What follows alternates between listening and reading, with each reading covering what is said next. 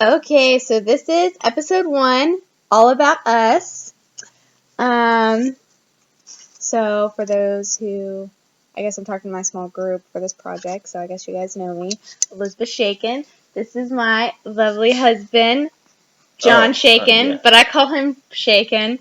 And so this is what I'm doing for my 10-hour project. I'm going to do like a little mini series about our relationship, and it'll just be 5 episodes, and it'll just be happening for the next 5 nights. I'll post a video. And so I guess to start out, we were just going to do this episode, just kind of giving you guys background about us and our family. So I guess we'll just start. We've been married for a year. It's been a little over a year. Our anniversary was November 13th. We met out at BYU, Idaho. I wasn't always an online student. I was actually on campus for a period of time, and it was my very first semester. I'm at this punk right here. We were in the same FHE group, and he was kind of like the no good guy, I guess. Like, he never came to FHE, and I was, of course, the FHE mom, and for those who maybe don't know, like, how it works out there, but basically, you're assigned in your ward to an FHE group. You're bouncing the camera, sorry. To an FHE group, and then within that group, they assign one guy and one girl to be the mom and dad, and they're kind of, like, in charge of, like, the FHE group. So I was the mom, so I was like really like, our guy's apartment was really like deadbeats. Like, they never wanted to do anything or be part of anything, and so like I was like really trying to like fulfill my calling by like getting our group to like be unified or whatever. Anyways, so the first time I met this guy, I had gotten accustomed to not going to FHE because I was a little bit older, and when I had gone to FHE, some of the students, it just seemed not to be a match for me when I would go to FHE. And so I didn't go, and my roommate called me saying, hey, they're coming over to try to get you to go to FHE, and I was like, all right, what am I going to do? So I sat there and I was like, I'm not going to be a prisoner in my own house. If they come to the door, I'm just not going to answer, or I'll talk to them. But then I realized I'll probably just be rude. I'll probably just be like, oh, there's some bleach blonde girl coming over to tell me how things are going. Some little valley girl from Utah who knows nothing of the world. my future wife. Ironically enough. But I put on my big old Doctor Who trench coat and walked out, and I turned as I walked out. I was like, hey, that's probably them on their way now. And then turned the other way and went in the opposite direction. And Yeah, literally, we like got up the steps to go across to find his door, and we saw this dude in a trench coat going the other way, and I had a thought. I was like, I wonder if that's him, but how would he know? Like, why would he suddenly be leaving? And sure enough, we get to the door, and no one answers. We're like, oh my gosh, that was totally him. well, and then one of my roommates later was like, hey, you want to go to Kiwi Loco? And I was like, nah, dude, I don't have money for Kiwi Loco. And so he says to me, well, I'll pay. And I'm like, oh, okay, I'm down. I'm definitely ready to go. That's awesome. Yeah, I'll get ready right now. And he's like, oh, yeah, the FHE sisters are coming too. And literally it just... And then I was like, and I'm like, oh, wait, I just committed to go, so I can't, like, ditch out on it? I can't say, well, no, something's come up, like, I can't make it that day. And so I went, and reluctantly, and then I met who became my future eternal companion. Yeah, so after that Kiwi Loco friend date, it was just all of us going. My roommate and one of his roommates and him, we all became like really close and really good friends for that semester, and we called like each other family, and we just got really, really close. And then it wasn't until the next semester though that we started to get, I guess, closer. But he was in Texas and I was still in school, and so our relationship started out long distance when we started dating. And then he finally got to come back out to Idaho after like I think it was like Almost a whole year. It was almost a whole year. It was short, Yeah. a couple months of a whole year. Will you stop biting my child? Sorry, that's our dog. He's not actually biting the child. Hi, This Vince. is Vince. Hi, Vince. Yeah. So we married and we spent our first married months in Idaho until I got pregnant, and we moved to North Carolina to be closer to family. And that's when we adopted our crazy little dog. He's still a puppy. He's a year now, but he still acts for a puppy. And then we've also, since moving, have had our son. You want to show him Daniel? This is Daniel. See if he will come.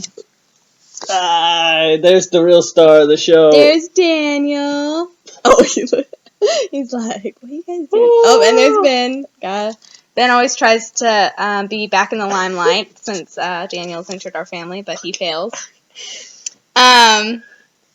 Okay, so I think that's really pretty much us. We're just to kind of close out this episode. I've written questions that this is totally not scripted part of it. We have not planned our answers, but these are our 4 questions we're going to answer and related to this video. So the first one is, what first attracted us to each other? Sorry, I can't read.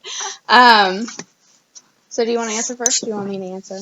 I think what attracted her to me was my dashingly good. Oh, you want me to answer for me? Yes. For you. What was okay. attractive about me? Oh, okay. Well, there's so much to think about. Hi, Daniel. What first attracted me to you was definitely your humility, and the way that you were smart, but you could take criticism, and you were just altogether just an awesome person. I thought you were very well put together. I think is the way I'd want to put it. She was very well put together, not physically, but but also emotionally and mentally and spiritually. Thank you. The first thing I guess attracted me about him, I always joke about his big nose because I'm attracted to big noses for some reason. But other than that little fact, the first thing would be probably his spirituality.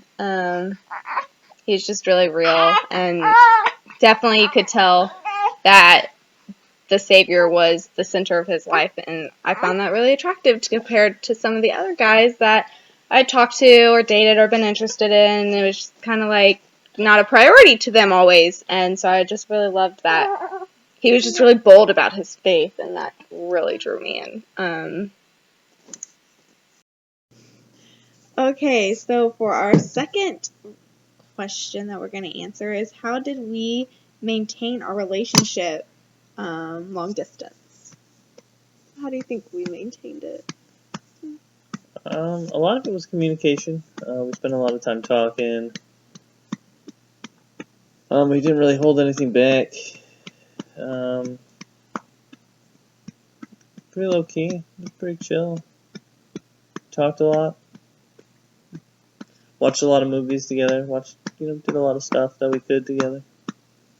Yeah, that's what I was gonna say. We did what we called Skype dates, where we would just set aside time where we got to kind of just talk as face to face as we could with each other.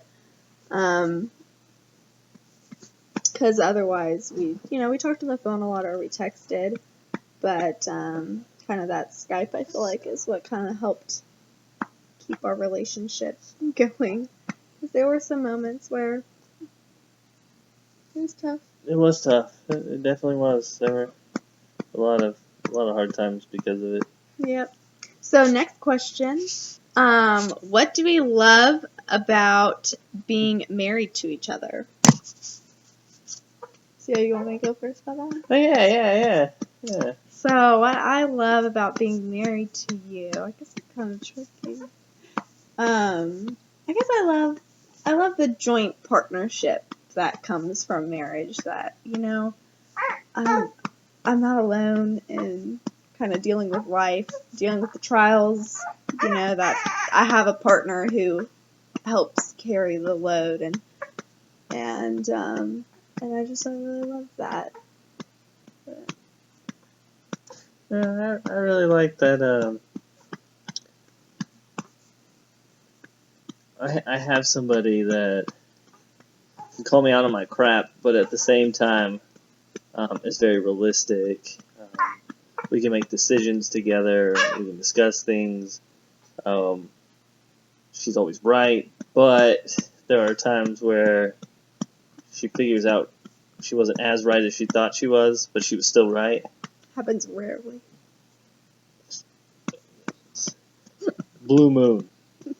But she handles it well, and we do well, and we do a good job at communicating. I think that's the biggest thing that really keeps us together is our communication. But I love just having an equal, having a partner. So our last question for this episode is, what has been the hardest thing to transition with in marriage? What do you mean? Like, I guess just when. Sorry, I probably wrote that funky, Yeah. but like, you know, like we. I'm trying to think of how to say. What's the hardest thing about having another person? With being married, like kind of the change in your life, the change that. Don't have nearly the same amount of time for video games that I once did. That's true.